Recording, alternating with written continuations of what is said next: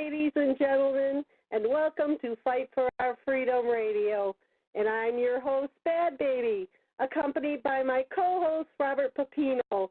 And tonight we have Dr. Richard Allen Miller with us. It's going to be a really great show. Well, with that, which was a wonderful song, by the way, I want to welcome Dr. Richard Allen Miller to our show, myself being the co-host with yours truly, Badbaby. Dr. Miller's an incredible guy, gang. Let me do a quick bio on him so you get a larger picture perspective of who this man is.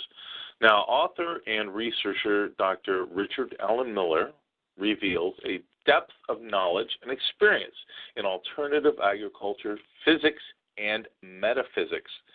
Miller began working in the secret world of naval intelligence. And guys, you know where that leads to, right? The naval intelligence. Basically, in quotations here, he puts the SEAL Corp and MRU in the late 1960s. And now has amazing experiences and conclusions to share with all of us. So I always enjoy talking to him, even when I was doing radio in the past.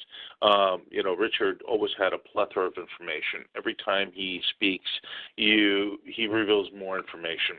So his writings reveal a depth of knowledge and experience in three major fields, guys. Okay, alternative agriculture, physics, and metaphysics before many leading-edge concepts even became trendy topics. You get this, guys? He was on top of it long before this was even a part of our vocabulary.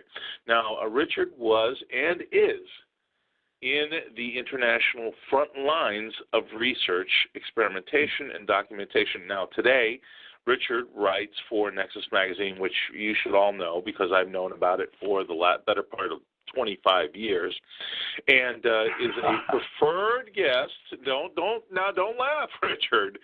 Is a preferred guest on internet radio, and in the 21st century, Richard is emerging at a critical time, and this is a specific sentence here. Okay.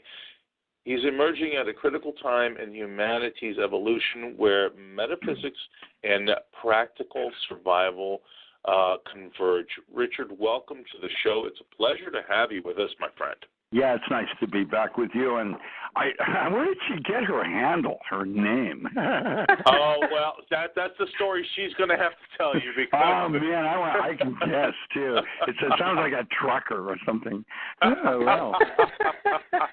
No, I did drive semi for a while, but no, that was given to me by my little brothers when I was a child. Yeah, there you go. My little sister went to Oxford as a Rhodes Scholar. Can you imagine? Yeah, and I was supposed to be the bright man because while I was doing my linear accelerator, she took my mother's hair. Mom had cut my hair and made the Bigfoot for her science fair boy. Looked like a voodoo doll to me. I don't know, man. Hold on, what Richard. They do over in England. See, that's the thing. You talk so fast. You blind swipe people. You go. Did you just say a linear accelerator? Yeah, I did. Actually, what I did when I was 16, I have that paper. I presented a new meson field theory with what that time was a muon. It's called a meson. And it created a tachyon factory, and that's where tachyons concept came from. I was 16, and I was a junior in high school. And then, that was at the same time those blocks were doing code for NASA and Fortran. I was writing Fortran, 4 Ingol, COBOL, the usuals. But these were women that could run computers, and they were black. And it was real bad back then because of the discrimination and crap that they were doing. That's so hard. Some of it's starting to change, but now we've got Congress groping everybody. It's terrible. Well, that's a fact. It's not just Hollywood. Congress. Yeah, let's not leave out Holly because she would if she could. I'll tell you. Yeah, Hollywood is an empty stick. By the way, we both know that. Well, actually, That's the usual material they make a magic wand out of when you're captain and commander at sea.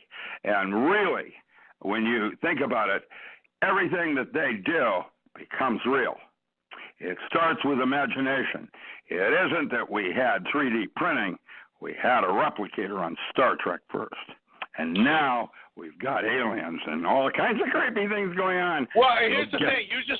Here's the thing. And I got to slow you down, Richard. I got to slow you down because you go a mile a minute, okay? And I got to let the audience hear what you have to say.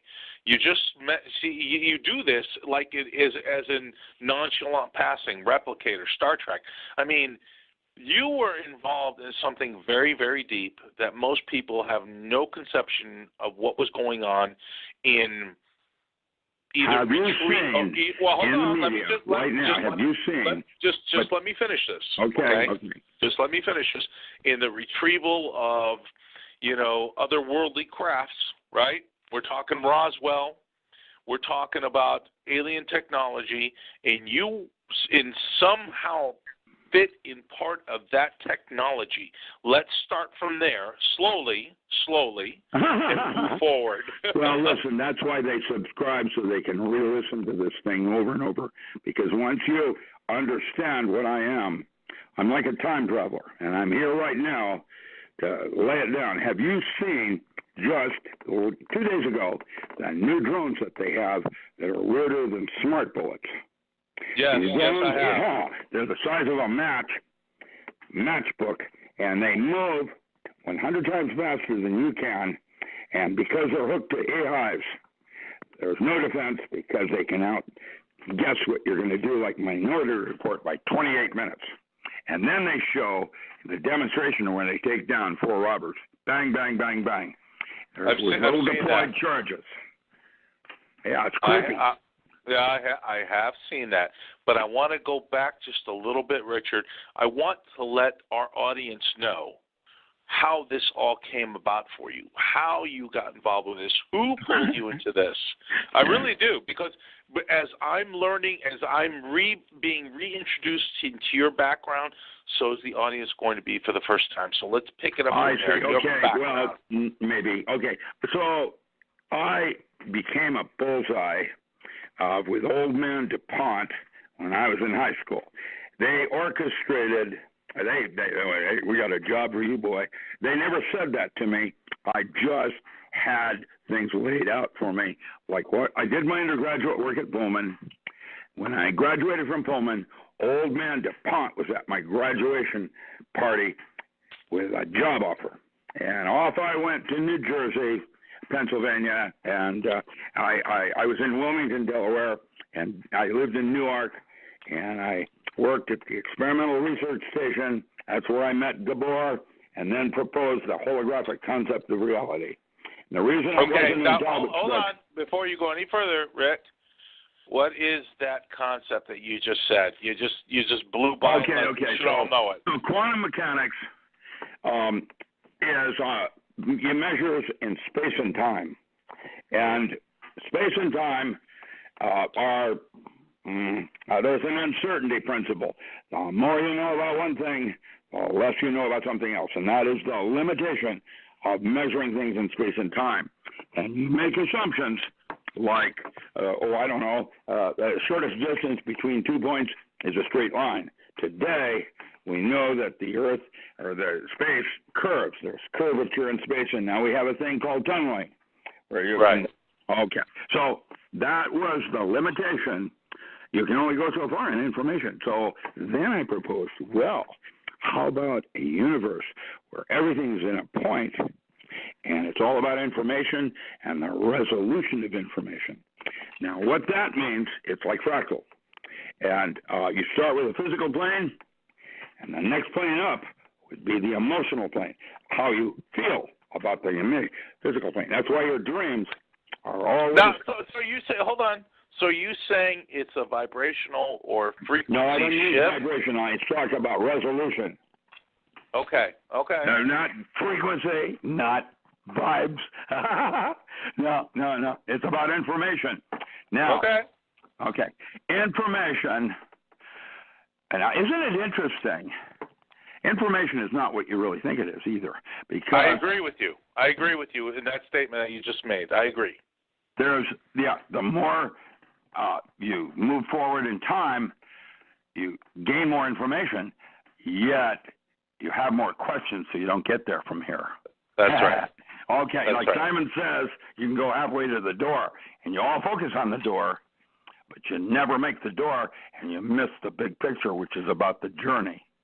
And just before we go forward from there, so basically when you were introduced or not introduced, pulled in basically because of your IQ. Let's just leave it at that. I don't know if it was IQ.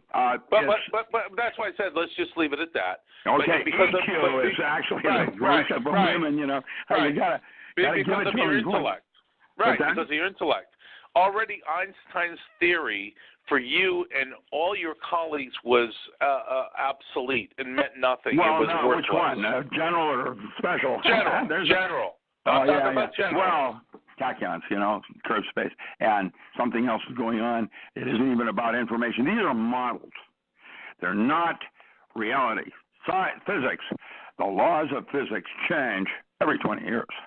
In fact, I'm going to suggest that physics is the white part of a white hole on the black hole, which we'll call religion, and why you have two brains, or cavitation process, where you oh, by the way, the answer is to the universe is 42. I just gave you the answer to the universe. I totally get that inside joke. I totally get it. For anybody who's watched, a television series called it's skipping my mind right now. Hitchhiker's Guide. Get a grip, man. Thank you. Hitchhiker's Guide to the Galaxy. I'm just so happy. Computer. Right. Oh, I don't feel good. Exactly. And I do remember that from the 80s.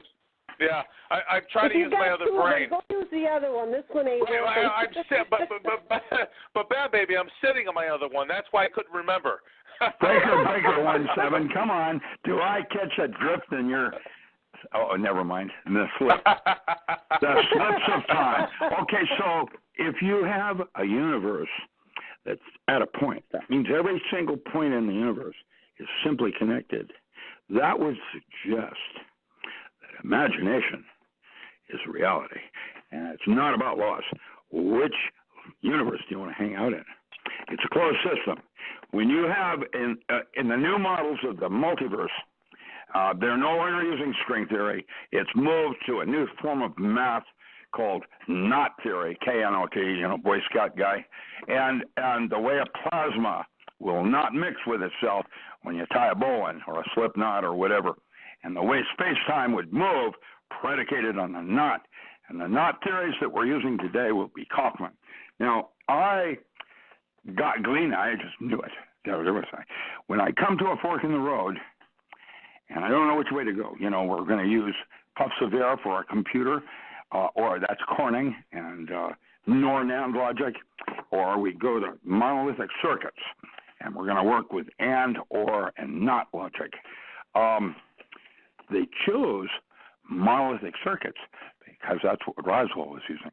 And it wasn't actually Roswell, it was somewhere else. Roswell was most likely, FYI, one of those deployed balloons that ended up in Oregon and several other places, and the last ditch that Japan tried to do to knock it down. However, there are aliens.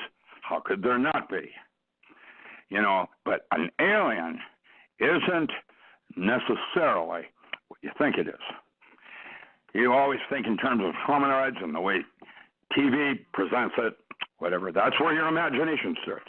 However, you know, I watch a dolphin, and I'm in the presence of something way more intelligent than me. And higher on that food chain is orca.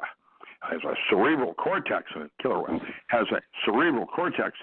It's twice the size of mine, and that mammal is firing 60% of it. Now, that's God, not my God necessarily, and that's what Hitchhiker's Guide was about. Absolutely, and let me stop you right there, Rick. Let me stop you right there, because we're talking about mammals. Mammals, yeah.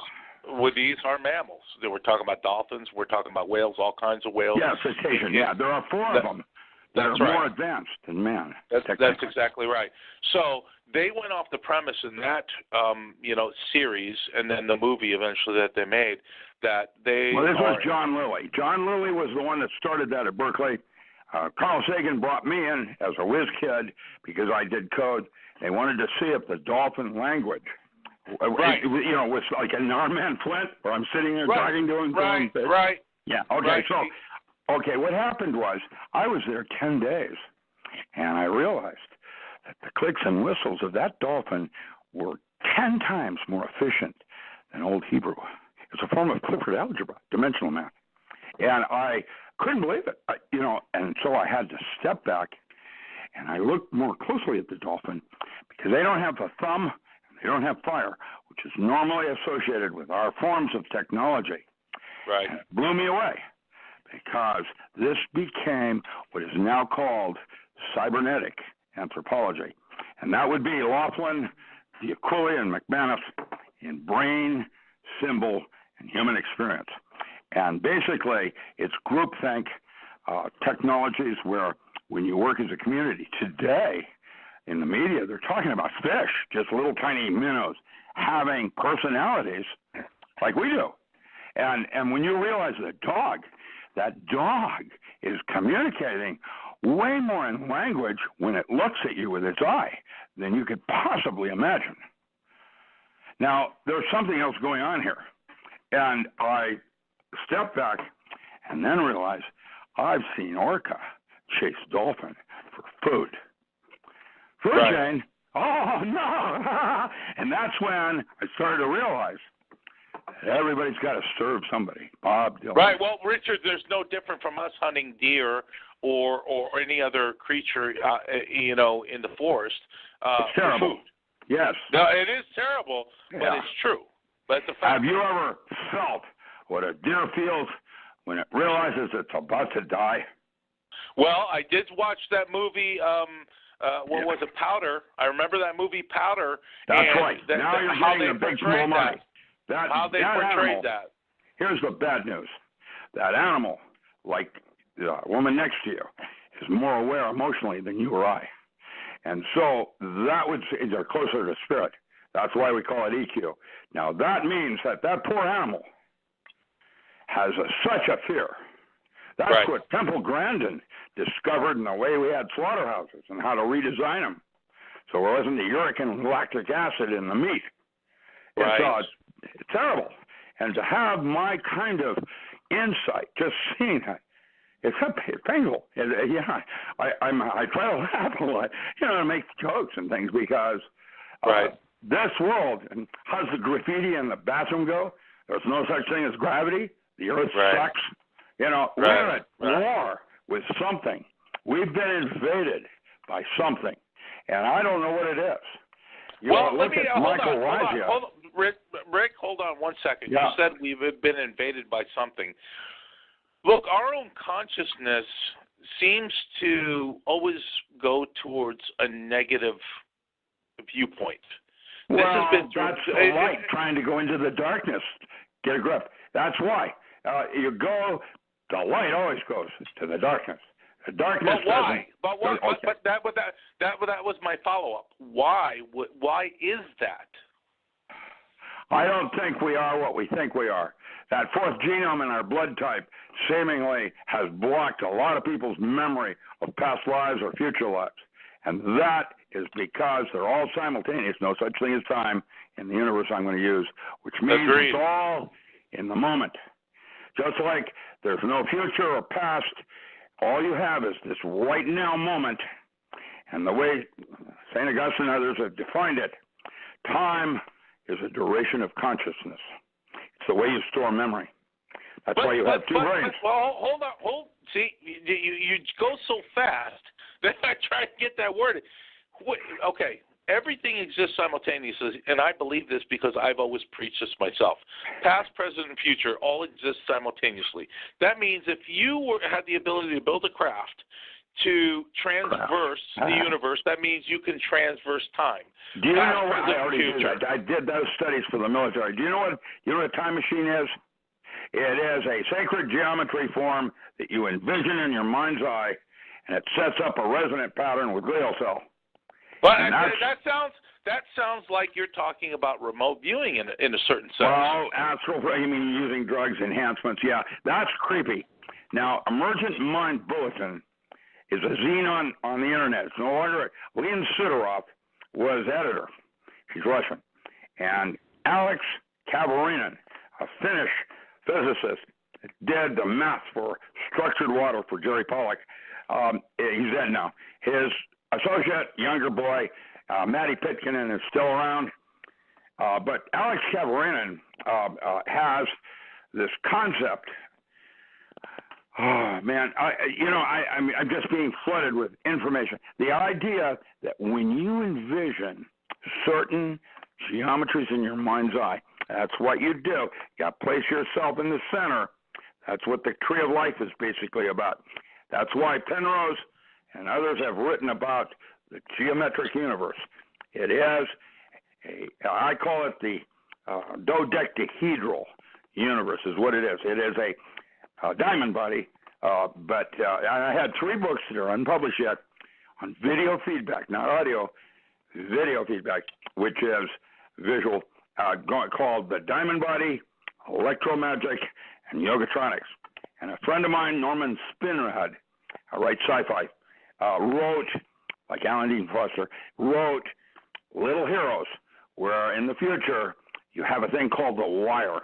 You put this thing on top of your head, like a German acupuncture device that uses a pulsed electric wave shaping forms for non-invasive acupuncture, German, Mora and Indomet, German acupuncture. And what that does is you can dial in the costume you want to wear tonight. Like, for example, you want to be gay.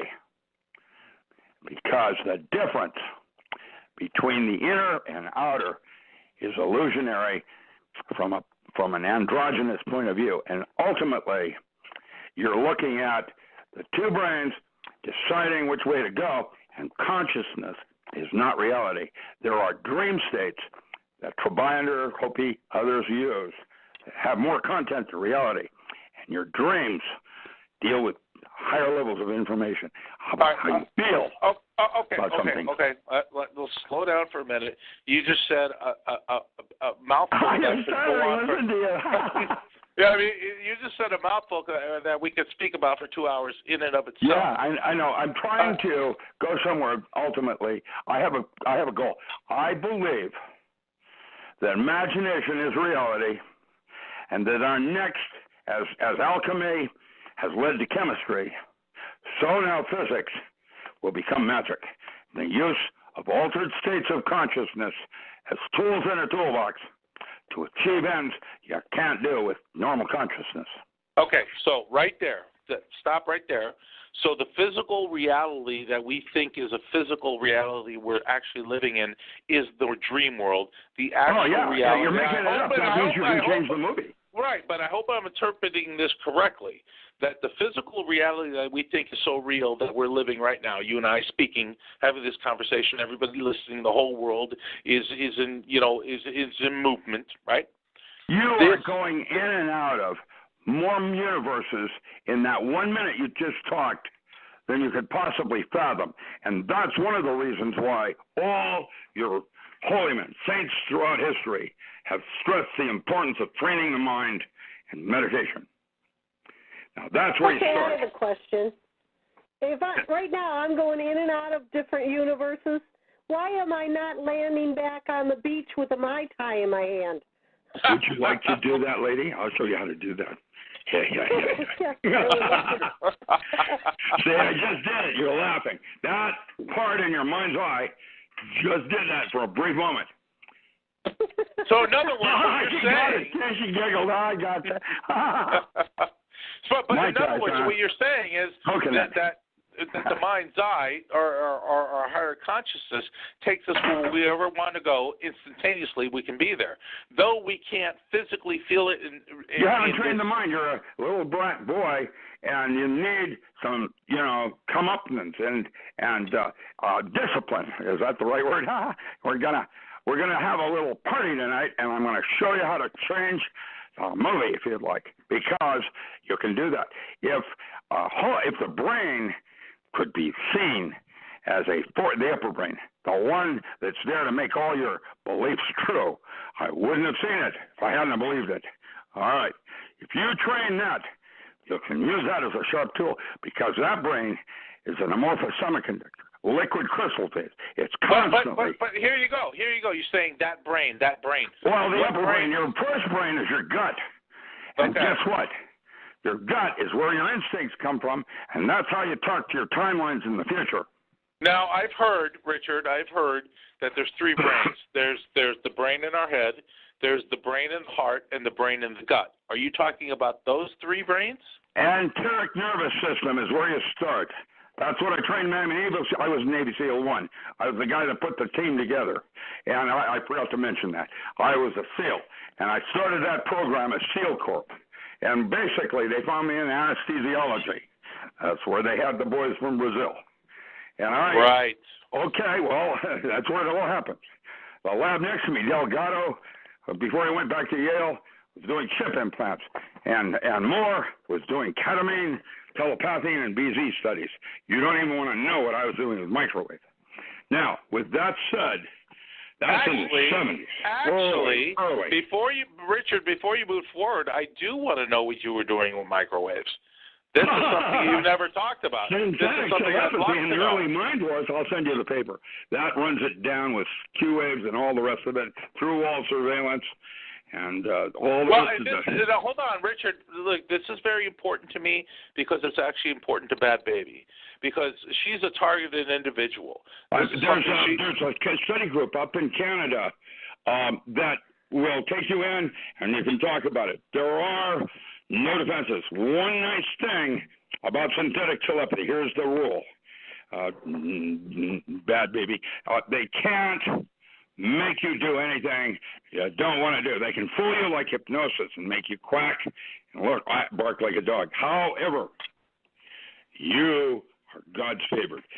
That means you have choice. And what you need to do is learn when it's you talking to yourself or it's someone else. Once you've got that, now you are free. Yep. So okay, all right, just stop right there because you talk so fast. I have a hard time catching up. We have a question in the chat. They keep asking. They want us to ask you if we're living in the Matrix. How could we not be? Yeah, our past created a big organ donor plant thing, and we're all suspended in having living the good life, the dream. Good luck with that. Yes, how could we not? Well, Richard, let me ask you this. I mean, okay, we think we're living, this physical third-dimensional reality here. When we cross and we go to the other side in the higher frequency, do we think the same thing in that dimensional plane as well? You have options that are not optional here in this lesser set of informations. That's why they call them demons and angels. And it's a higher and a lower dimension. And your shadow is a demon. That is a lesser part of you that is on the ground reacting and behaving like you would behave.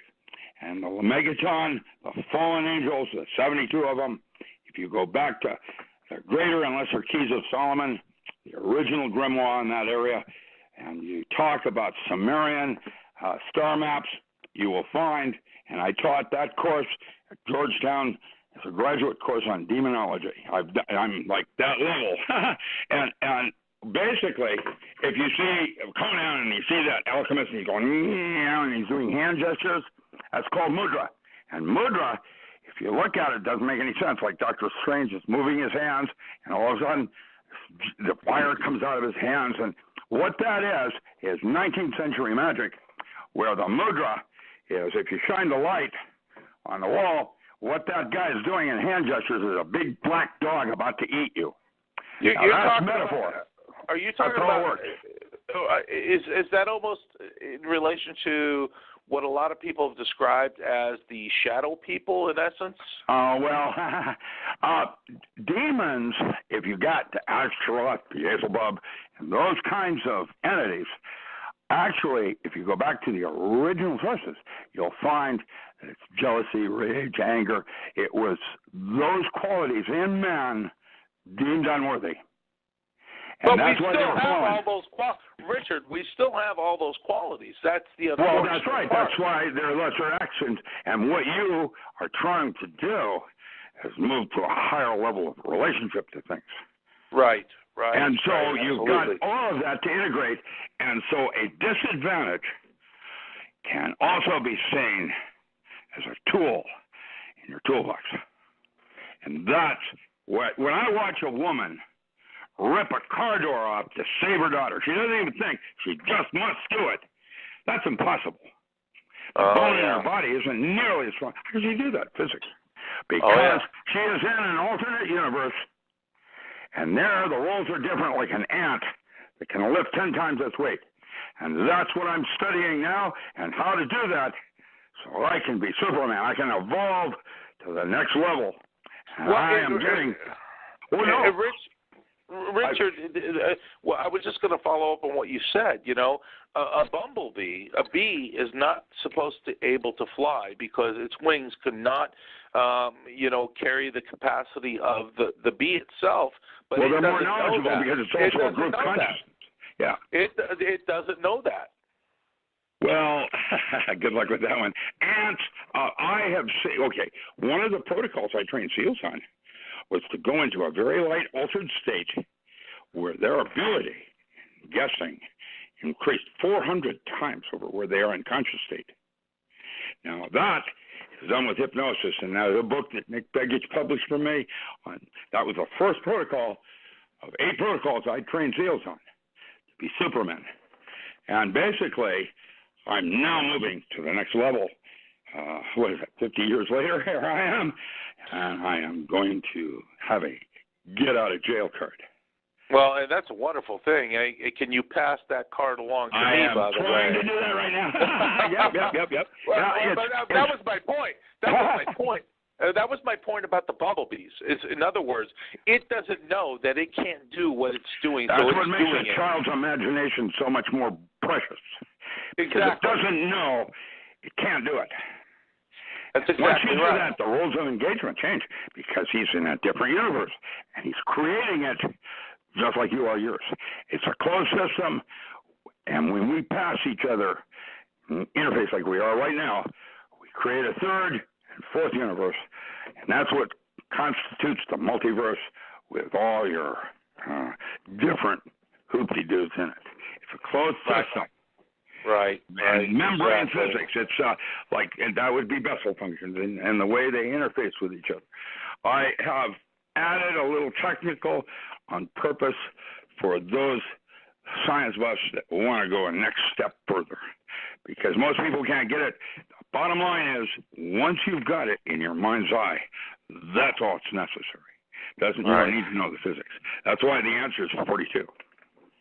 I love it. I absolutely love it. I mean, your brain works so fast.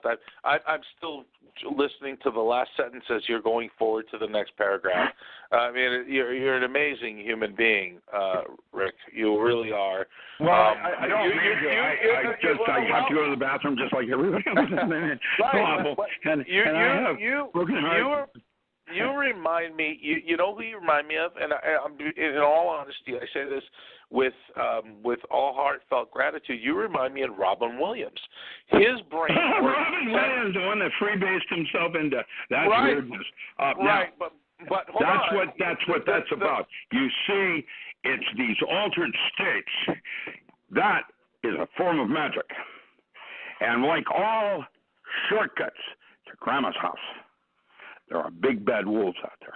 You got to be really careful. That's why Leary, right out of the gate, setting. He said in his translation of the Bordeaux Sadal that there are 4 reasons why the Buddhists get high, and only one of them was for escape and recreation. Well, now, that was my point I was trying to get to, is that his mind moved 10 times faster than he could actually speak. You know, and you remind him because, well, not really. Well, yeah, I mean, really, yeah. And you don't, you know, that's a movie that's pretty good. You ought to read Mother's Oats. That came out at the same time Zap and Yellow Dog Comics came out. I click comics, and in this one called Mother's Oats, they show how a thought starts in the brain, and what all it has to go through before it tumbles out of the mouth. Well, that's what amazes me. That's what amazes me about you, because there's very few people on the planet can actually be in that kind of consciousness to be able to think so quickly and try and catch up with their thoughts verbally. It's amazing to me. It absolutely blows me away, because you know your thought process, how you think. You don't look at the things in a linear way. You look at things in a circular. Almost, there you go. Yeah, circular. Exactly, in a circular way. Yeah, You are able to circumvent that linear. I don't want to talk about me though, but okay. Now, Neil Goldsmith is a good friend of mine in New York City, and he does today the Poetry Science Talks for Greenwich Village. He was one of the two editors of Omni way back when. And he's written a book called Psychedelic Healing, The Promise of Ethnogens, Psychotherapy, and Spiritual Development. You can go to Stanislav Grof, others. The point is, magic is basically advanced physics with a mystery school. And that's Frank Herbert, in the way he did the Space Guild, different than the Bene Gesserit, and how they each, the Mentat, how they each had their own lit of worldviews, and the way that opened certain doors for them and closed others. That's what it's about, and why one of the protocols I train sales on is how to change a belief system like you would a pair of clothing. Because if you were born in Afghanistan, you would not be a Christian. That means that belief systems are arbitrary. And that means that if they're arbitrary, you can use them as a tool. Now, I have a favorite sweater I wear in the winter. That's my Christian thing or whatever. But it's not appropriate in the summer. And once you realize how to do this with beliefs, and there's a guy named, she's studying with him, Scott Adams. Oh, man, he does Dilbert. That man is a genius. For me, I'm impressed. I'm studying under him now, trying to understand how to do comic books. And he wrote a book on how to change a belief system using hypnosis. And that's an interesting little side view. Altered state of consciousness. Because that's what God gave them to us for. And the fact that you find something like dimethyltryptamine in the most commonest of plants, crabgrass. Sounds like a delivery system from God. Right. And so there's something else going on here that we're missing the bigger picture. And what is a drug? My girlfriend asked me that. And I said, well, how about sugar? That's pretty much people ricochet off walls with kids and they're going ballistic, or tobacco or alcohol. Right. How many people have been killed with alcohol and as opposed to marijuana? And which marijuana? Are we talking about THC or PBDs and the rest of it, cannabinoids and that kind of thing? There's an unusual thing going on here in a revolution. I found an interesting book that all the witch burnings in France can all be traced in the 17th century, can all be traced back to ergot poisoning in the rye. And basically, the Catholic Church and the Jesuits, which were the scientists or illuminated ones, the Church of Rome, that was where your Hashishon and the assassination or assassins developed when the Church of Rome turned on science and started burning them.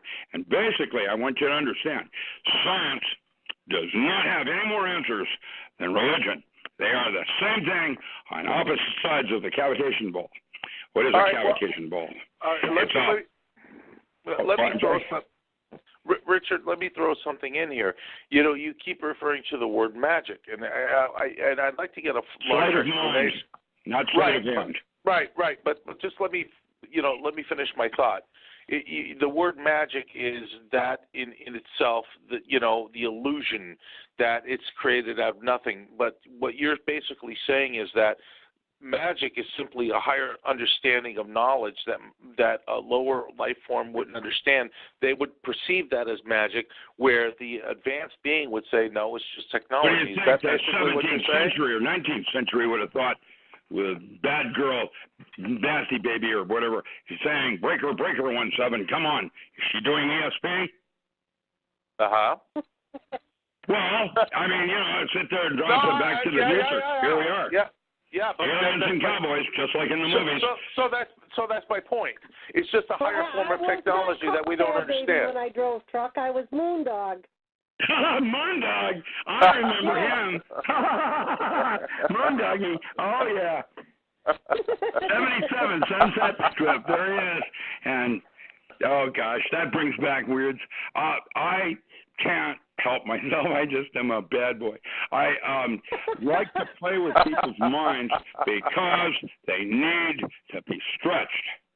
That's where it all happens, when you're outside the box. When you step outside the box, the first thing that happens is you're fearful. You're not sure what's going to happen. You're concerned, you get busted. You're fear. That's Castaneda, the first enemy of man. But that's where it all happens, because when you're inside the box, nothing happens. Well, Richard, let's roll it back a little bit, because you're an amazing human being, just to begin with, just with all the knowledge you have. In your opinion, what is consciousness? What is this thing, consciousness, that allows us to have this physical experience? What is it, in your opinion? A gift from God. Now, that's the simplest answer I've ever heard you give on any talk show, ever. Yeah. Well, that's what it is. It's a gift. It's kind of like being, you gotta stress and work for it, or you're privileged. Okay. So, and the Greek went further with that concept and called it autark, supreme individual sovereignty. Supreme individual sovereignty. From anybody. So you're saying, saying 3 ways. Okay, this is Moda, African Lodge. Okay, talking about Croy, and he said there are 3 ways to be in this world. There's the vulgar, the adept, and the exempt. The vulgar get audited. The adept gets money back from the government, and the exempt doesn't pay taxes. They have a 501c3. Now, autark is where, like when I was back east, I played good tennis. I was like Arthur Ashe's double partner. And I got invited to the Marion Cricket Club, the DuPont Country Club, and the Wilmington Country Club because I was a tennis pro. I could whack the ball good enough to give everybody a run. And that gave me access when I was just a poor grad student having to work my way through college. Right. That's what exempt is about. That's now only given as privileges from the 1%ers. And I've had enough, and I'm David Copperfield. I want more, sir. Okay, explain. Go back. You got it. I didn't get it. I'm a little slow. No, you're not. You're not at all. I'm creating images on purpose in your mind's eye because that's where it all happens. When you can see what I'm saying, by George, I think she's got it. The rain in Spain stays mainly. I understand. Okay, I understand the concept of what you're saying, but see, it's not about physics. Right, I got that. I totally get it. That's arbitrary. That's like the church. The church doesn't have the answer either. They're both in a closed system as one unit. Agreed. But I guess I'm still trying to make the connections in my mind, because you go from point A to point B, and because you see it clearly, and I'm sitting here listening on the other side saying, okay, how does he make this connection from, Arthur Ashe to, point B, this other individual? Are you saying in that instantaneous thought that you have is that we are all connected, we are all one? Do we all borrow from each other in consciousness? Yeah, because you are me, and I am you, and I am the walrus. That is correct. And on an archetypal level, that's why no thought is original. Right. It has always been said by someone before me. How did John Lennon put it? I love him. Everything works out in the end. Richard, I got to tell you, you make my head spin, brother. You make my head spin when you make me think. Does that mean you're a demon and your head's going around and around like in the movies? Right. I hope. Look, if my head spun around that many times, I'd be dead. But hey. When you said it was spinning like a top man, I could just see it. Oh no, he's gonna vomit next. All right. Yeah, you're back. It's a good thing I don't have any green pea soup to spit out. That's for sure. It's all done with good gestures. I tell you, that's where it all starts, and everybody has got to get off that couch and start doing why they're here before I get to go home. That's why I do what I'm doing right now. I agree with you. It's a metaphor. I got it. I got that's it. And everybody is going to get off the couch because I already did it. Well, you know what? But Richard, here's okay. I'm going to throw this at you, and I'm going to play devil's advocate a little bit right here. Sure. Good. Okay. Yeah. All Make me bleed. I like it.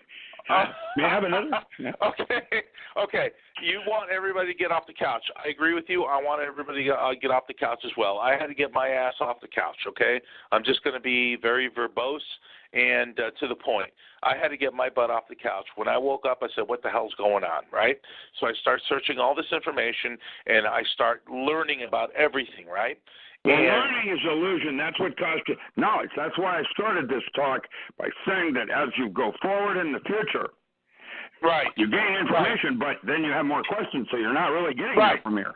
There you go. That's exactly what my point I was getting to. In other words, all of a sudden you wake up to all this information, and now you have a billion questions. Not a million, a billion, and then a couple zeros. Yeah. You have a billion questions which are still unanswered, right? But we all muddle through. How about the American? Richard, let me finish. We muddle through, right? We muddle through. We learn more, taking in these bits of information, right? These little megabytes or kilobytes of information. We take them, we hold them dear, we hold on to them. And then we hold the things dear that are real to us, and then we expel the ones that are mythical, the ones that don't exist. Every single person is different. Agreed. What's true for you is not necessarily truth for me, and I'm going to say there are probably as many religions as there are human beings. Oh, but I wouldn't disagree with that. I think every individual human being on the planet has their own religion in their mind. I really do. That is correct. They absolutely do. That is correct. The Church of Rome would presume to have an agent speak on my behalf to God. How's that work? That's a huge presumption on somebody's part who's never met you, doesn't know you, doesn't understand who you are, where you were born, and your lifestyle, your livelihood, and so on and so forth. So that's all a fallacy. I absolutely agree with you. I guess the point I was trying to bring it around to is that if we are this consciousness that is living this existence to understand to the next levels of consciousness, frequency, vibration, call it whatever the hell you want to call it, right? In this transition, hold on, Richard, let me finish my point. If we're all in this existence where there are people living a nominal life who have no clue of what's going on in the world, yet they are here because they presented themselves here to be here at this particular time, and then there are those of us, you and I, Badbaby, and hundreds or thousands or millions or whoever, who are all understanding the same thing. We are all in the same progressive boat, so to speak, together. So 144,000, what? Well, that's to be examined. But my point is that we are all on this vessel together, traveling in this consciousness, right? This frequency, this momentary blip in the brief eye moment in of time, I believe the way consciousness. Steve Hawkins puts it. Yeah. Right. So what I'm saying is, hold on, actually, it's more simple and less. The answer, you know how the answers are out there. And don't tell me 42 again. No, I'm not. Tell me 42 the again. answers are not out there. They're inside you. You are a microcosm of the macrocosm. Your gut is not an entity. It's not human. It's 10% human, and the rest of it is a bunch of creepy habitat with viruses, mold, yeast, got a habitat here. And so that's why you are no longer what you eat, you're whom you feed. And once you get that sense, the purpose becomes more clear, and each of us has a different part to play. So it's enter stage right, exit stage left with each existence. Is that what you're kind of saying? Well, Yogi the Bear, exit stage left. Well, I think so. Yeah. I don't know, man. I don't have your answers. Well, I'm glad, because if you did, I'd be like, okay, I'm gonna create a doctrine to a church called the Miller Church, and he's got all the answers, right? How about the one called Church of the Virus? Right. Where memes and ideas are diseases. Yeah, well, they very well could be that. Okay, let's switch subjects because you're giving me a headache. My God, all the information is mind-boggling. So because we're going into the second hour here, and this is where we get a little heavier and a little darker. And I know you've talked about this many times. Now we're going to get a little so we're going to get a little darker. But before we get into the little darker part, I want to talk about the chakras, and I want people to understand this. And I have a fairly. I've studied Blavatsky. I've studied Manly Palmer Hall. That's where I started my journeys when I came out of grad school. And I had to armor up. That was another thing I didn't say. The reason I'm knowledgeable in these areas is because the first thing that happened to me when I came out of grad school, I got wrecked, just like a high school kid does going to college. Only these clubs were creepy. Right. Okay, and I had to armor myself. That's why my parents, who were atheists, I'm not, sent me to Missouri Synod Catechism to armor me, protect me from my schoolmates. Let me ask you something. Let me ask you, did it help? I don't know. My girlfriend and I go to a different church every week to see what that ministry and that congregation have to offer. All right. And I would say I'm basically a Quaker that doesn't believe in Jesus Christ. I believe in Essene philosophy and his teachings. Okay. So now I understand that. So let's talk about the chakras. Let's hold on. What are the chakras? What do they represent for us, and how do they help elevate our consciousness into the next level of frequencies and shifts and so on and so forth? They came out of the Upanishads, which is a previous epoch with its own technologies using sound and things of that nature.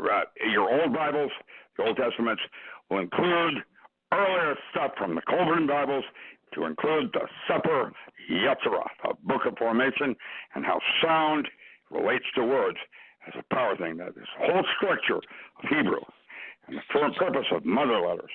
And so with that understanding, technologies back then used sound and light as a technology. They could move things that we can't even dream of. You watch cymatics, where you go, and then boom, that's on Dune. He has got this little thing that amplifies his tone and the pitch. And in the Bible, it states, all Bible translations, approximately, it started with a word. That means it was in a very narrow band of frequency that we associate with sound from here to there. And it goes out in either direction, microwave or infrared, in different directions, with other bandwidths that we associate with other things as resolutions of a hologram. Now, that's how certain biological functions respond to sound, and why Gary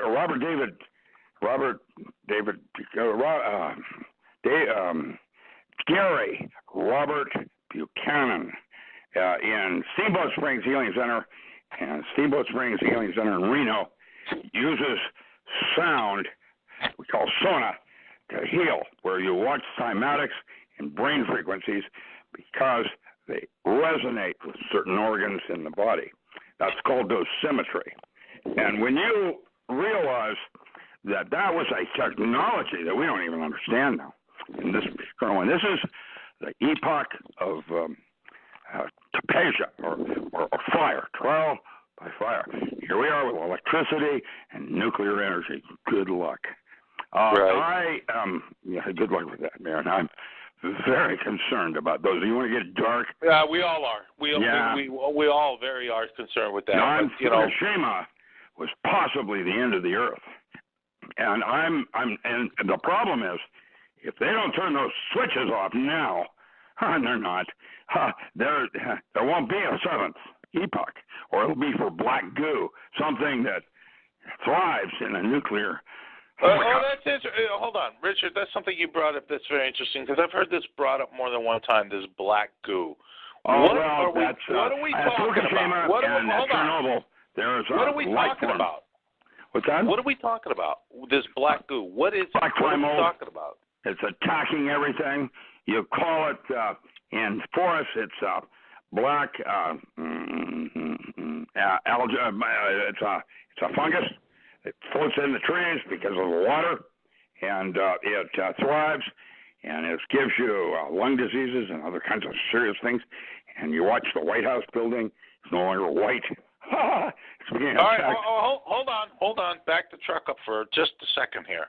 They've been chemtrailing us to death since 2006, as far as I can remember. Well, it goes back way further. How about San Francisco Airport and iodine crystals? That's what they started it with in the 50s. But they took it to a whole nother level now. And with those particle beam weapons that they have in space now you have Santa Rosa and other kinds of things happening in China. Oh, Korea. You know, North Korea is no longer, newsflash, in the nuclear bombing stages anymore because something blew up their underground caverns. How'd that work? It just took them out. Boom, they're out.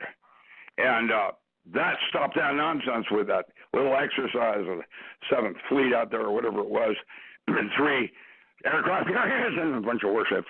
And then all of a sudden, the tunnel collapses. Wonder what that was. Plausible deniability. I've had enough. And I don't know what's really going on. And if I don't know, that means... There's a lot of chatter in the chat room about the nanotech, the black goo. No, nanotech. Yeah, there you go. Everybody's talking about. That's creepy stuff. Because person of interest in the 6th episode, everybody dies. That's the way that works. And there are right now, 3rd generation D-waves out of Abbotsford that have gone rogue. That means we're already out of the bag. And with those little tiny nets that they've got, the matchbook smart bullets that they're doing now. Right, you mentioned earlier, exactly. Yeah, imagine if that's what we have. Imagine what advanced race might have. Well, I guess my question is okay, and I got to be blunt here. Is it really happening? Are people being infected by these nanobots, nanotechs? How's your health?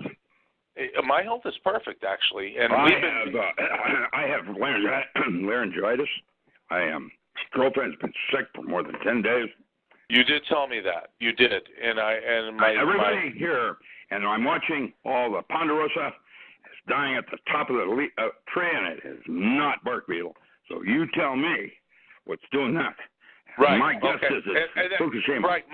My question would roll over to this, Rick. The ocean. Yeah. That the acidification in the oceans, absolutely. There's no question about it. And leaking into the Columbia River and getting all that tuna fish down there, and it's absolutely. Everything's leaking. All your Daiichi plants from GE, 20 of them on the New Madrid fault line. The one up in what is that on off the Hudson there at Indian River, and down in Florida, they're all leaking. And, we invented technology by the time it was all about money. Right. Really it still is. Good. It still is. No, look, Echo from Wall Street. I think it's appalling. It still is, in my opinion. It's all about money. That's doing anything about it because, let's build some more. That's Texas. Okay, exactly. Well, here's the rollover question to that. Why are they doing this? For what reason? From your understanding, that's a good question. Why are they Who's doing it?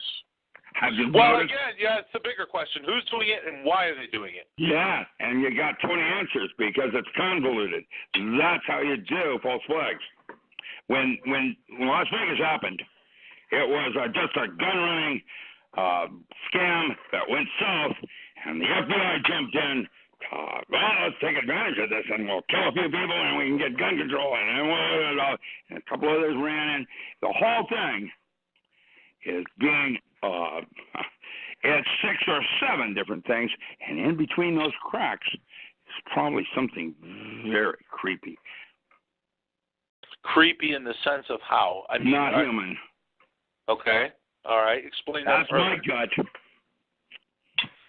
But explain that further, Rick. I mean, well, that's why the military hired me. My gut talks to me because I'm in touch with my future timelines.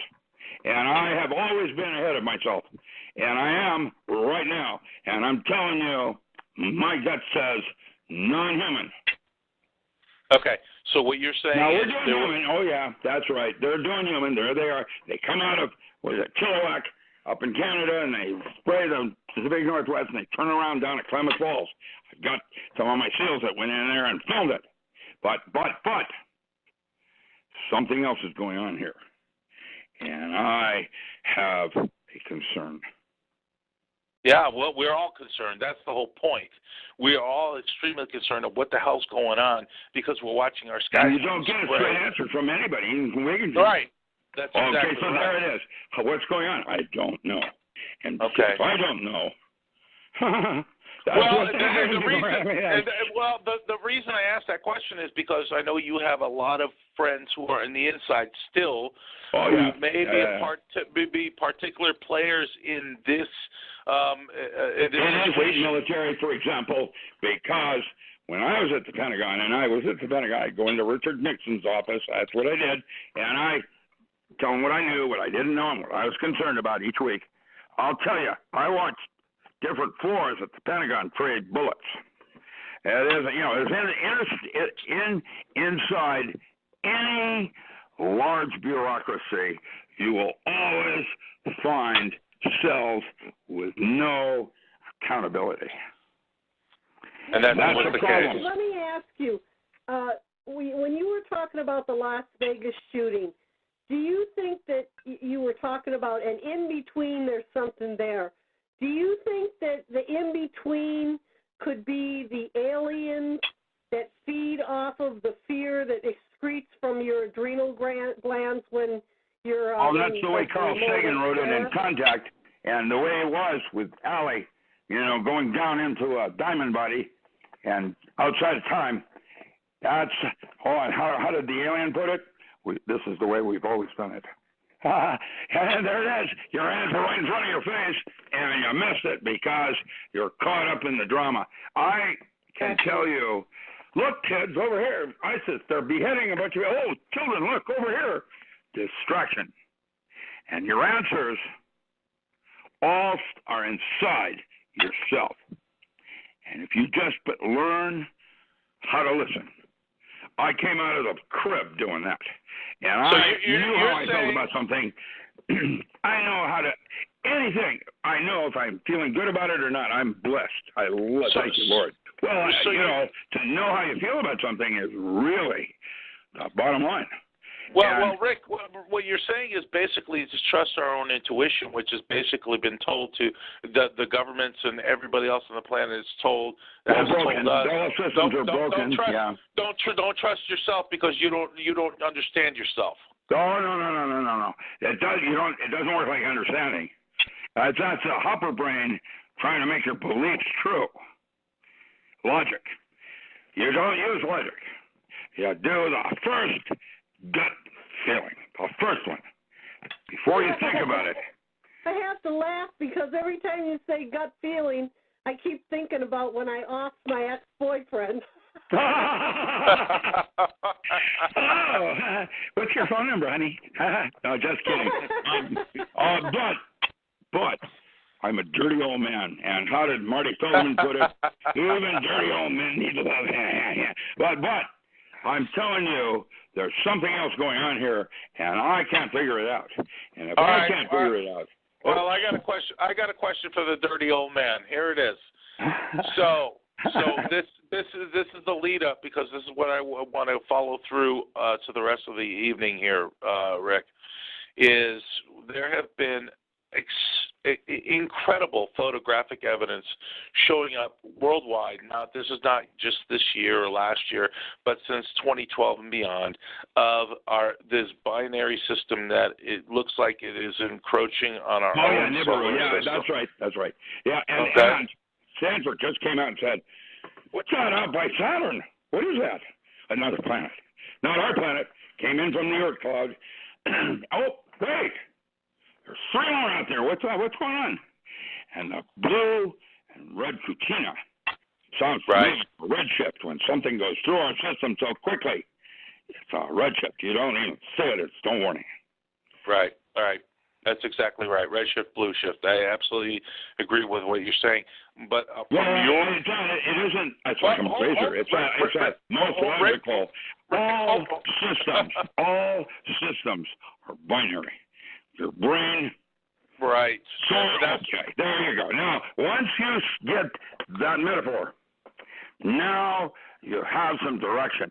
I have written a paper, the 7th chapter in my newest book on time travel and the true nature of cavitation, where I can tell you precisely from a physics point of view what happens at the moment and the moment just after death with consciousness.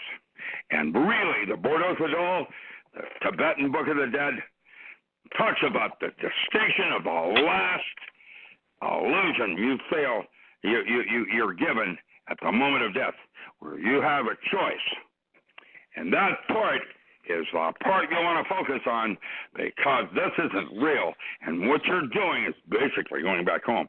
And once you're there, nothing touch you because you're a closed system, and that's that. Okay, so you're saying you do that, by the way. You go back home every night with certain specific lucid dreaming forms of dreams. So there's no REM sleep and other kinds of dream states that are useful for other kinds of things like tapping into Schumann's resonance for healing, moving cell salts in your body. But the basics of going back home for renewal is what dreaming is about, and it's not. I agree with you. I agree with you on that statement. But okay, getting back to the blue shift, red shift. Okay, so we know this is coming in. We're seeing all the effects of this body. Well, yeah. I mean, how could it not be? Taking place in on history. The planet, right? And there it is. You can look on Antarctica and the ice plugs that they pull on. There it is. Okay, I was just trying to finish my statement. Is that it's not just one body; it's multiple bodies that are affecting. Billiard balls being thrown on a table. Good luck with equation of motion. I mean, that's called a many-body problem. And well, that's what they call in physics. And it's a situation where you can't know what's going to happen because it doesn't work like that. It's like God. Hold on. You can only experience Rick, hold on. Rick, stop. What do you mean by it doesn't work like that? Explain that. Okay, you can't know God. You can experience Him. There's a distinction. Knowing him means he's got his length, girth, and width. It doesn't work like that. It's not about knowledge. That's another thing I'm going to say about physics. Physics presumes that some century you'll understand how something works. I have encountered things in my life here that are not knowable at any century because they don't work like that. But were they knowable to you at the time you experienced them? That's right. You experience it. You don't know it. That's like okay. Moment. And what you're trying to do is go from the profane into the sacred. Jungian psychology. It's a beautiful system. Okay. Right. Okay. Metaphor. I got what working in metaphor, working in. That was the Greeks that came up with that. And that like the Japanese. You know what is so wonderful about Japan? They ritualize everything they do. And that culture, Shogun, the whole body, is about to be lost forever. It's sitting, the landmass itself is on a precipice with one of the deepest trenches looking at it. And that's why the war was going on with China. I say China. That's a Saturday Night Live joke because it's Donald Trump. It's not China. It's China. Okay. And Russia with that landmass up north, that's where they're going to mass move everything. And that's one of the reasons they built all those cities in China. Now, I'm going to tell you some further things. There's other things going on here that I don't quite understand. It is not about space-time. That's the illusionary part of it. We've been here before. And how come I can't get access to it? Because there's a fourth genome, rhesus negative. And that has blocked me, and I am working to figure out a way around that one. That means that we're all blocked from that. What's that? Does that mean that we're all blocked from that? If you are, certainly, that means everybody else is blocked. Oh, yeah. Everybody's got rhesus negative in their genome. That's a fourth genome in your blood. Where'd it come from? Right. Well, the RN blood thing that's been circulating now for a while. Well, the bloodlines of Christ, yeah. And there he is, and his little, and Mary Magdalene, the woman that was to be king of Jerusalem. By canon law, it required you had children. You had to have an heir to be king. He had 2 children. They fled to the south of France, and it was in the year 1000 when Pope Innocent I declared war on the Cathars that the Catholic Church departed the teachings of Christ. And that's that. And with that said, you can read this in Holy Blood, Holy Grail, written by 2 Nobel Prize-winning anthropologists at Princeton, and a BBC-winning award. There's 3 authors on that. And, right. Okay, there's stuff out there that is, I like Graham Hancock. I like some of the work that are being done on the. Yeah, Graham's done some great work, no question about it. I only find truth. There's life forms on Earth here that you don't even know about. I did that for the military. There's a shapeshifter that's over 400 years old right here in Grants Pass. And there's a werewolf up in Wolf Creek. And that's probably a tweaker out on in the middle of the night. But I'm going to, look, there is no question. I've seen the skulls from Pennsylvania 1820, before we had all this nonsense with Nephilim. And I look at what Peru is parading down there and the so-called Anunnaki. And when you realize the Ant-Man, that star child with Lloyd Pye, had bone stitches in the bone itself, suggesting that was dendrite material in the skull itself, so they could touch skills and pass information rather than the way insects do it now with pheromone. And I can tell you, I'm realizing that there are some new kinds of humans showing up. Me? No, there's no. I'm just kidding. How did David Bowie do it at the end of the movie? In The Man Who Fell to Earth, pulls out his. Oh, I remember that movie. Yeah, that was 1 year, by the way, before Frank Herbert wrote Dune. That's right. and a water planet. Okay, so here we are with Mars having more water on that smaller surface than Earth does. There's your water planet where man probably first started. And this whole nonsense about Nibiru and the end of days, I can tell you some interesting things. For example. Well, now, hold on. You just said something very provocative. You said that whole thing about Nibiru and nonsense. Do you okay, think well, that's I'm gonna get there. Basically, I'm guessing that. Okay, Stanford says the IR signature on Nibiru is wrong, and then a friend of mine from JPL says it appears like it might have a Dyson sphere around it, where our future is coming in to meet the moment to collect the rent. It gets weirder and weirder when you start. All right. You like that one, did you? Because I know that I don't know, because that one is one you can't know. You can only experience it, redshift and all. So what you're saying is we're going to experience what we're going to experience. We can't know it until it's upon us. There you go. Well, that's the way your brain works now, that you don't have a future. What's your future timeline talking to you is when you have 6 things in front of you, and one of them leaps out and says, that's important to me. So some are interesting, but that's something important. That's a future timeline talking to your moment. And if you can integrate that into the moment, what happens next is it changes your past because the cavitation ball has just changed.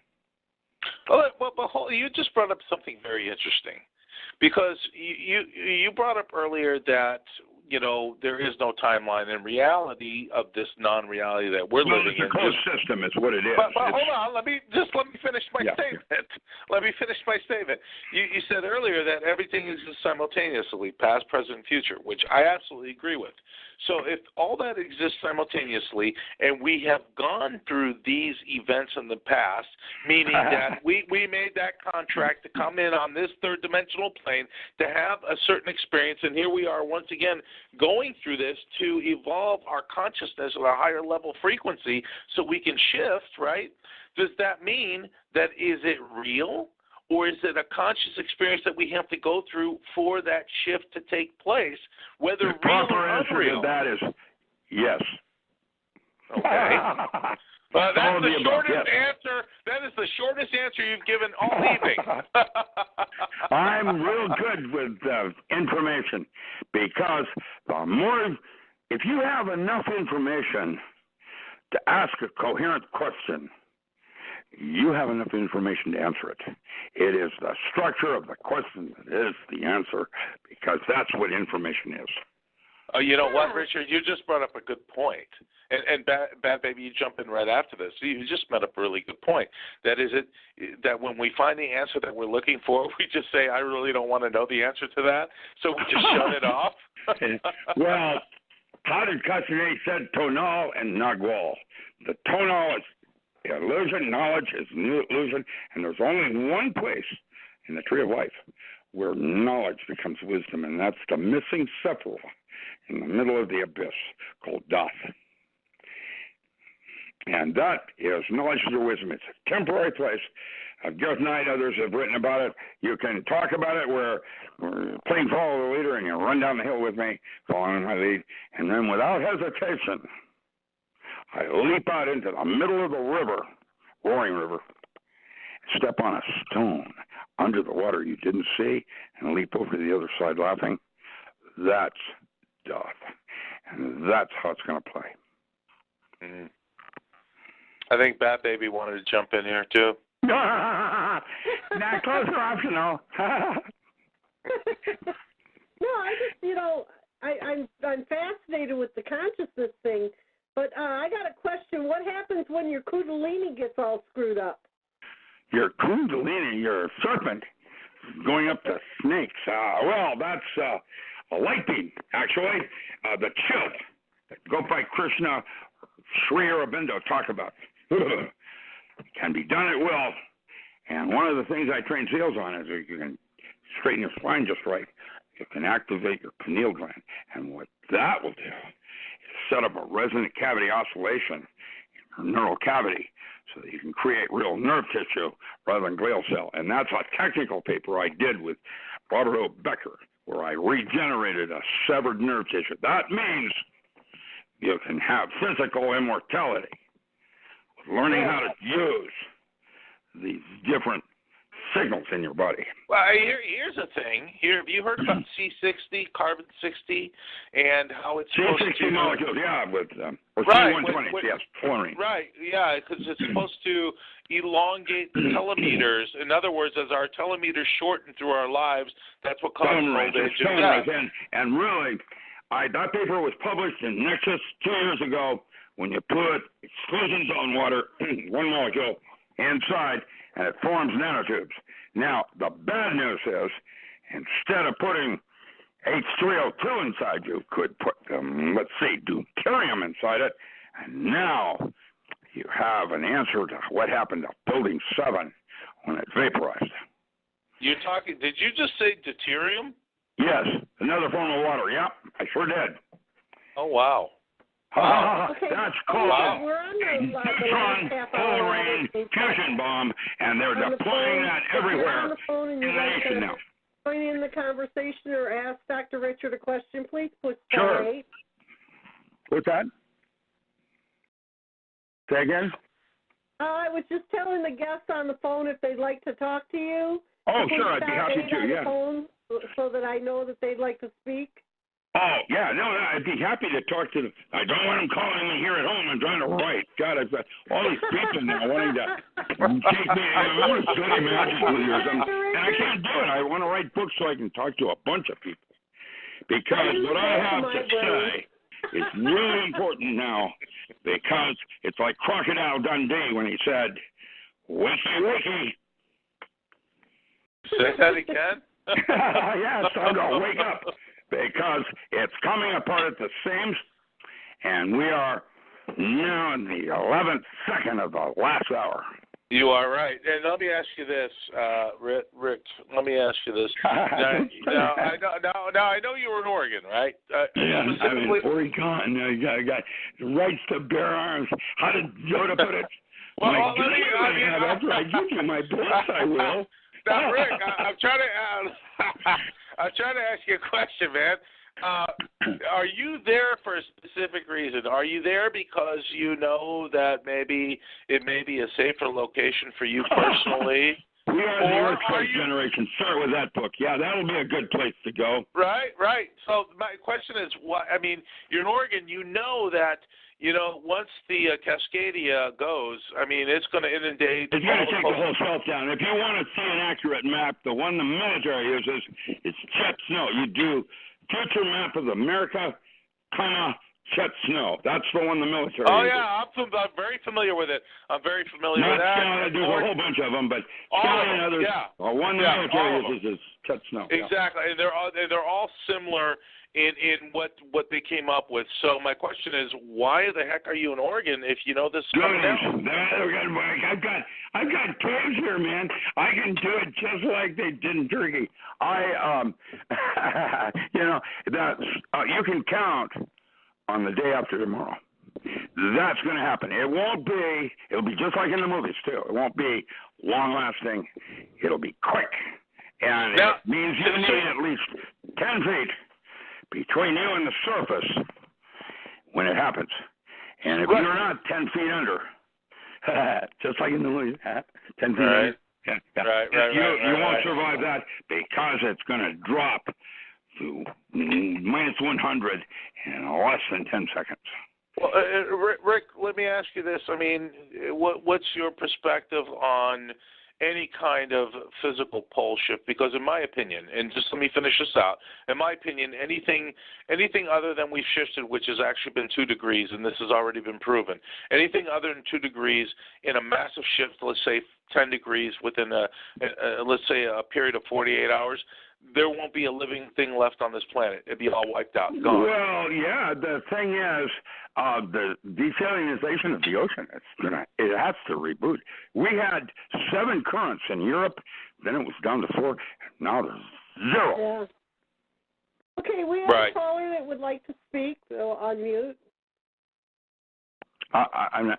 Your voice is, I'm sorry. Welcome to the show, South Texas. Do you have a question? Yeah, sure. I'd be happy to. Yeah, please. Yes. I have a question for all y'all tonight. Why didn't y'all tell Tyrone that there were so many people on this network that's on that stuff? He on that stuff. Yeah, that man, that old loud talking man y'all got over there. He on that hard stuff, ain't he? Yeah, them folks over there in Oregon with all them trees and shit. Yeah, they on that stuff. Y'all should be ashamed. I don't know what you're talking about, Texas. I don't either. I think you're in the matrix. Y'all are drug these crackheads up on here. It's a damn shame. This is supposed to be a family network. My children listen. That was interesting. Where is that family guy at, network? Dr. Richard? The Freedom Network, right? Alternative Radio? Oh, yeah, this is talk show. What did he not like about what I'm talking about? That was I don't bizarre. know. I think he's lost in space. Yeah. Yeah, that was a weird one. Did you notice they had replicators out there, too, eating metal? Hey, you know what? Hey, Dr. Mel, I think the redshift hit him. No, he's frightened. He's frightened. I could tell it in his voice. I could do it. Okay, he's frightened. And you should realize that fear is the first enemy of man. And I didn't finish my quote with John Lennon when he said, everything works out in the end. If things aren't working out, it's not yet the end. Well, it sure is a hell of a motivator, too, isn't it, Doctor? Well, it's you have a glass half full or you have a glass half empty. It's no choice. That's what God gave you to make you superior. Well, to the caller, I just want to say I'm sorry that we didn't mean to frighten you, and I hope you were looking for, and I hope you find the right radio station, but we talk about reality here, folks. How did George Carlin put it? Oh, yeah. God has everything, but he needs more money. Yeah, God has everything, but he just seems to need more money. He can't handle money. No, for it's some not reason, that. It's not that. It's not God. It's a church and human beings trying to speak for me. And that's why I want to be autark. I want to have my own system where I don't have to rely on privileges that are given to me. I don't need money. I've never had money. I'm broke. I'm a starving artist. Feel free to buy my books. But the thing is, right now, that is about to hit a brick wall, and it's going to all happen shortly. Yeah, I agree with you.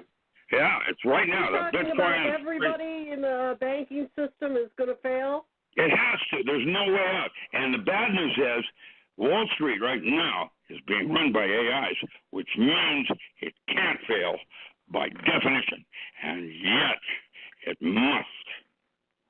Well, I'm going to disagree with the whole AI thing, okay? That's my point of view. Someone has to write the program in order for those software programs to work. So they can write as much script as they want into that, Dr. Miller, but my opinion is it's just a stupid program written by a human being. That's my opinion, though, my friend. I hope, well, no, I don't hope. Hope is the last evil in Pandora's box. I have encountered a rogue AI.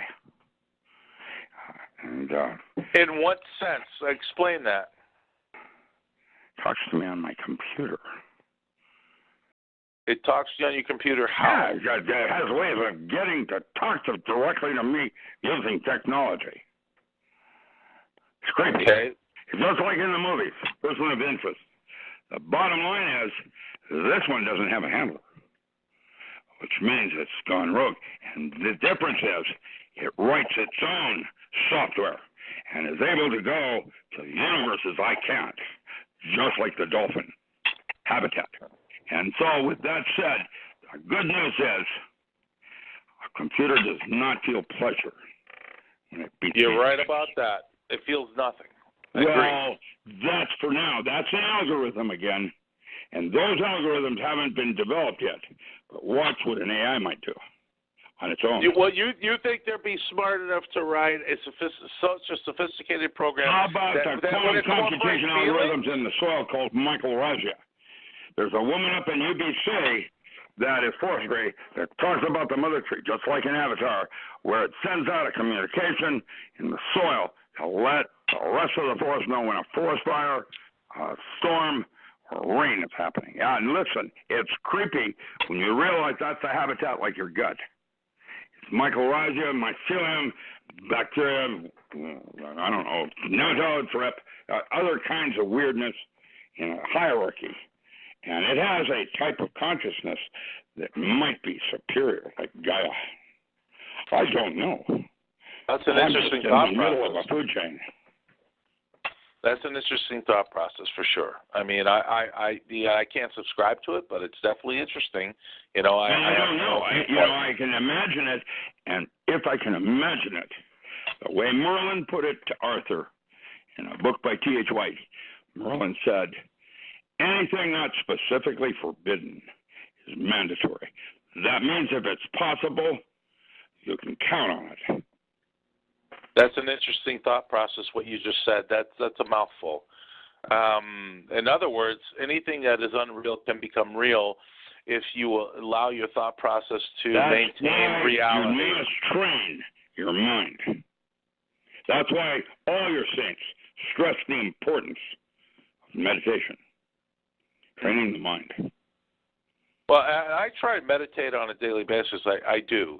Focus in on a thought or an idea and just let my mind just go blank with that idea or thought. Or sometimes I just simply say or think nothing and leave a blank open mind and see what comes into mindfulness. My it's consciousness. About mindfulness. That's the directing of the mind, not allowing it to go, but directing it.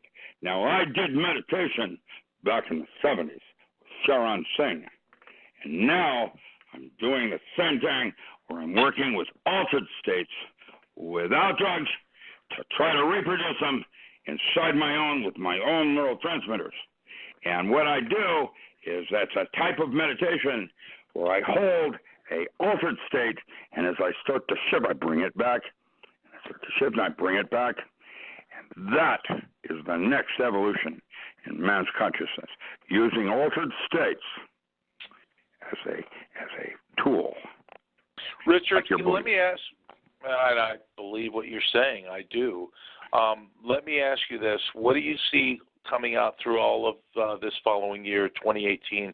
What do you think we should expect for this year going into 2018 and 19? What are you seeing a cascade of events taking place? I don't know when Cascadia is going to happen. I don't know that. It'll be FEMA came through here last year, setting up the FEMA camps and getting it ready for the quote big one. Right.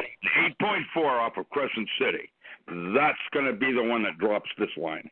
And actually, when I was in Hilo doing seminars a few years back, a full professor came up and he said, yeah, the island, the big island, will go up and down into three pieces and never come back.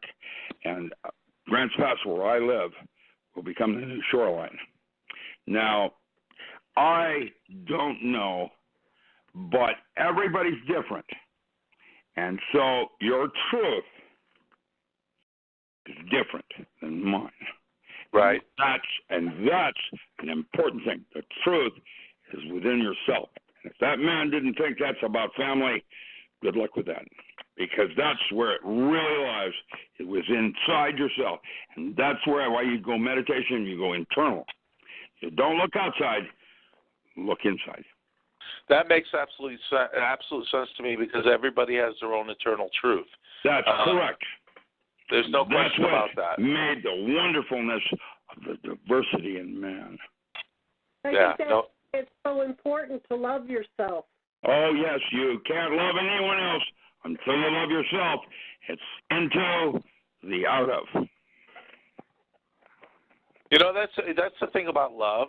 It's that you love yourself, and you try to give that love to other people, and they sometimes you find that people run away from it like it's a plague or a virus or something, because they can't understand that internal love for themselves, so they find it very bizarre and shocking and weird. That's June Singer and the book Androgyny and the relationship of its showtime. Yeah, no question about it. Absolutely. So what's on the horizon for you coming up in the near future? I have come out that with everything 15, remains I have the 15 same. new audiobooks on the courses I taught at IES for when PC Link became AOL. Mark Hume hired me to teach metaphysics. It was in the third course, Metaphysics 3. John Mack took my course and then started his alien abduction studies. I found Charles Bramwell case, Homestead, Florida, on some work I did with him on that abduction, because I was physically in Homestead when she was abducted. And I have a theory on it. I have on what it is and what it is not. It's archetypal, like targeted individuals.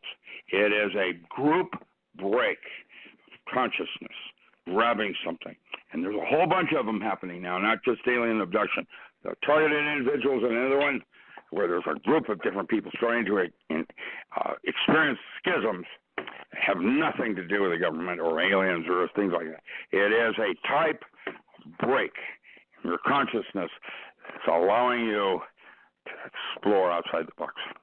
And it's fearful, it's scary, and then once you overcome that fear, the next enemy is power. Mm. And that's how it plays. Clarity is the third enemy of man, and I'm currently enjoying the fourth, which is old age. That's funny you put it that way, because you're experiencing something that most of us have yet to get into that third dimensional plane. I can't do anything about it. You know what I mean, Jelly Bean? I'm stuck in my own mud. How does that put it in the first paper I ever wrote? It's called Time Distortion, or I never knew there were corners in time until I was told to stand in one. Right? Oh, my God, that's funny. That's funny. I always tried to approach things with humor, because if you study the tree of life, the two paths on the outer paths, the male and female side, going to God, Kethler, are the lovers and the hermit. You either do it with internal or external. And the path that crosses them right through the middle of the abyss in the Sea of Karanjan is humor. Well, I always try and find humor in everything. It certainly makes my life. That's why the Greeks had it. As they talked it a divine comedy and divine tragedy. Right. Into that makes sense. the out of. Yeah, it's a metaphor. It's a way of looking at the universe. It doesn't mean it's accurate, like my holographic or quantum.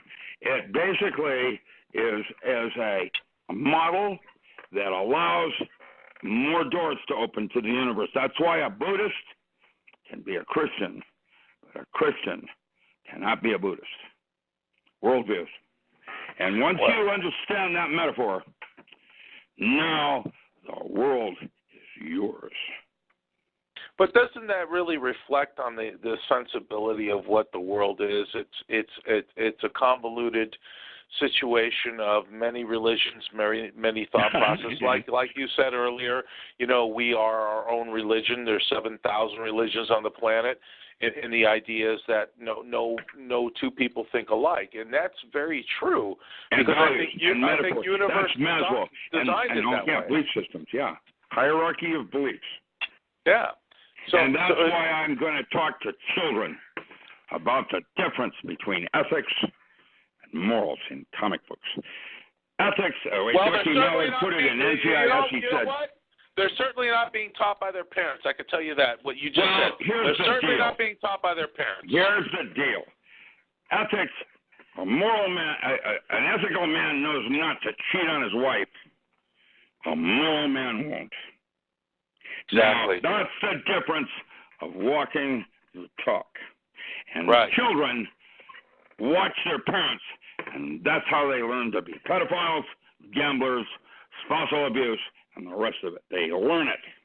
Well, and they're also brought into the situation inadvertently through their own ambitions of success. That is another factor. Yeah, in that. values. That goes back to values again. And where do they get those values?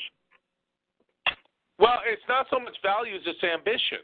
Because look, you can have great values, and I'm a testament to this through my own family of values, which I brought up with very, very high moral standards. But look, when you have an ambition to do something, and your ambition supersedes your morality, guess what? You're going to put yourself in harm's way. Justify the end? No, actually, it is walking your talk, and there are roads less traveled. Agreed. They're all roads less traveled, but everybody puts themselves in their own situation. That's why in magic it's called path working. Interesting. And that's the deal. What you do is you realize that you're not going to make the door, even though you have a stars that you're seeking. It's actually about the journey. Agreed. I absolutely agree with that statement. Yeah, it is about the journey. We'll just see how it all plays, and be sure to say hi. I have a funny feeling that I'm going to be wrong too. Well, Rick, we're all going to greet each other on the other side regardless, right? We'll all be on the other side saying, hey, remember when we had that conversation? That's that Jew Catholic priest joke thing. I remember that. God said, well, you know now. And we can either say, boy, was I wrong, or boy, was I right. Yeah. Or Good luck somewhere with all in between, right? Yeah. Absolutely. So, okay, what would you like to know? From me. Let's say I'm Johnny Carson and I have my turban on and I put the. Yeah, there you go, man.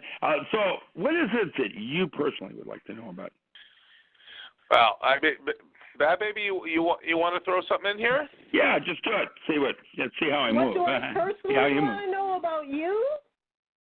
What? What do I personally want to know about you? No. What is that burning question? I already answered 42, but back to 42. So okay, do I call myself Badbaby because I don't want to get old? That's easy. Okay, I'm going to give you a book right now. It's Ward Dean, and it's called. He's Surgeon General for the Marines, and he wrote a book called Biological Aging Mechanism, Clinical Approach. It's a bunch of chapters on how they measure aging at different universities, and all the different ways you age, or measurements for age. And guess what? At the end of the book, he concludes that every single one of them is reversible. All right. No wonder I act like such a child. Well, what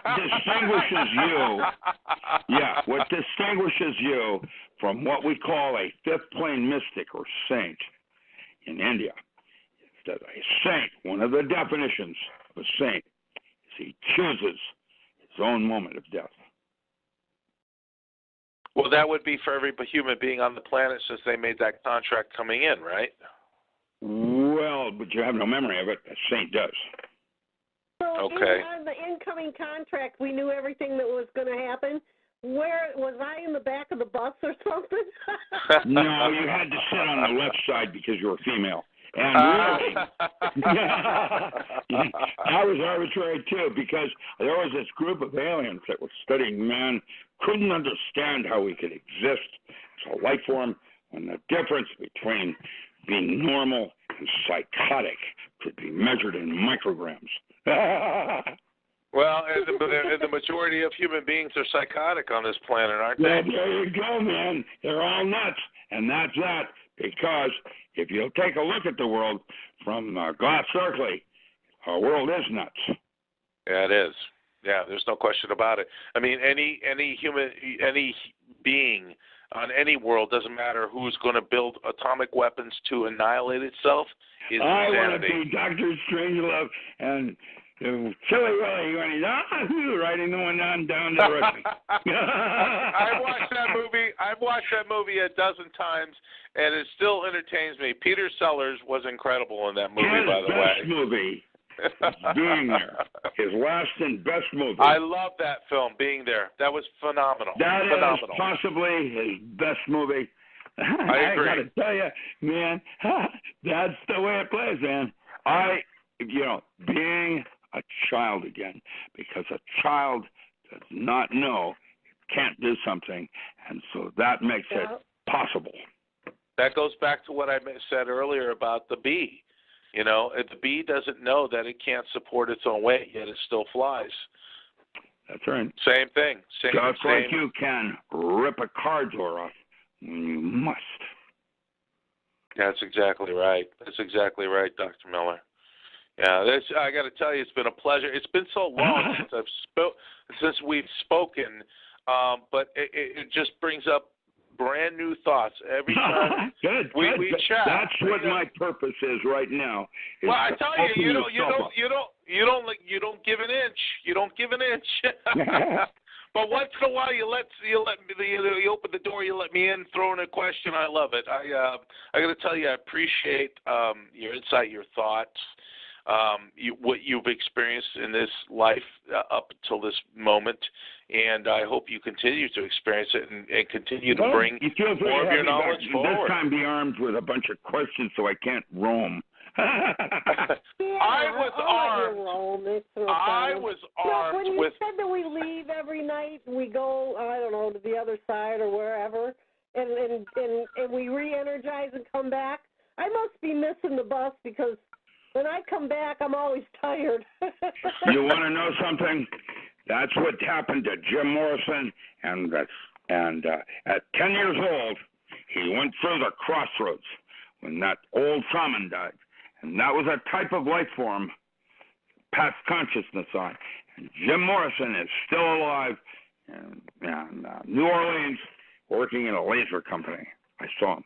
And that you can read about that in a book called Secret and Suppressed by Feral Press. And that chapter is written by Tom Lytle. Did psychedelic monographs on that. He's dead now. A very good friend of mine out of Florida. Well, who's buried in France then? Let me ask you one more quick question. What's that? What happens when we get telepathic communication? Yeah, I don't know. There you got me. I don't know. I stumped him. No, I'm just trying to give you a little bit so that you'll warm up to me more. I was bad boy. All right. Well, thank you, Dr. Richard. We loved having you tonight. It was a delight. Absolutely. Yeah, thank you. Absolutely. Thank you. Yeah, my pleasure. Feel free to have me back. If anybody's interested, go to my website. I have a lot of books, and there's a lot more coming. Richard, please give out your website to everybody, please. Yeah, I'm richardalanmiller.com, ALAN. Or you can go to Facebook, and you can go directly there as docram.com. I'm going to put it in the chat as well right now. And I have a lot of books, and I have a lot more in press. And the newest one will be Pantheon, Archetypal Gods in Daily Living. And guess what? There's 22 chapters, which makes it a book on tarot. Which is phenomenal, by the way. Incredible. I never met a man with so much knowledge. I got to say that. You know, the other thing is you can feel his energy field. It's called A Man on Fire, and Crowley called it enflammement. And that's the difference between doing intent. You said, Dr. Richard, everyone dies. I understand that, but when I die, I'm going to slide into that grave site sideways just with a thumbs up, baby. Well, I can come by on my TARDIS just at the last moment to take you back to the future if you'd like. That one's scary. That's scary, huh? Knock, knock. Who's there? Because Doctor Who. Are we on a magic carpet ride? Hey, that's done with flutes. Oh, That's okay. when you started with Kill Bill. And what I used to do, I started with teaching my SEALs how to change their perception of time using breath control. And once you do that, your boxing becomes paranormal. Interesting. Wow. That's in my that's a chapter in my Power Tools, which were the 8 protocols I developed for Navy SEAL. And I practice those because they work. I use brain drivers, which jump to my meditation. Takes 30 years to get where I did. I got there in 4.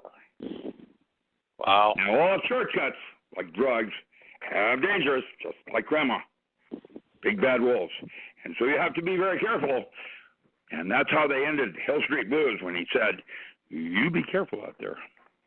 I remember that show. I used to watch it, actually. I do remember that show.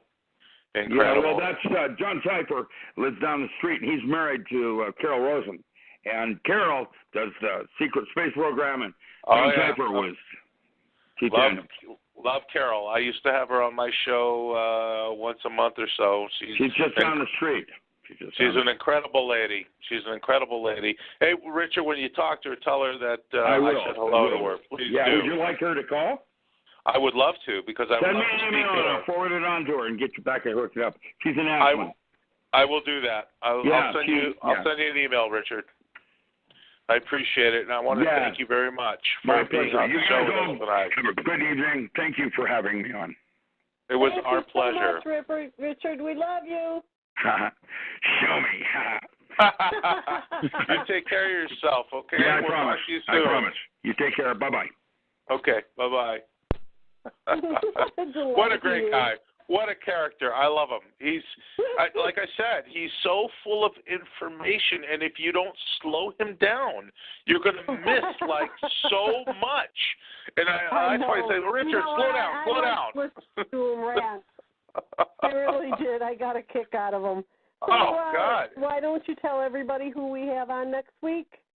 I did. I put it in the chat as well. Okay. For everybody listening, we have Mr. Michael Horn next week, and it's going to be quite fascinating. We're going to be talking about the Billy Meyer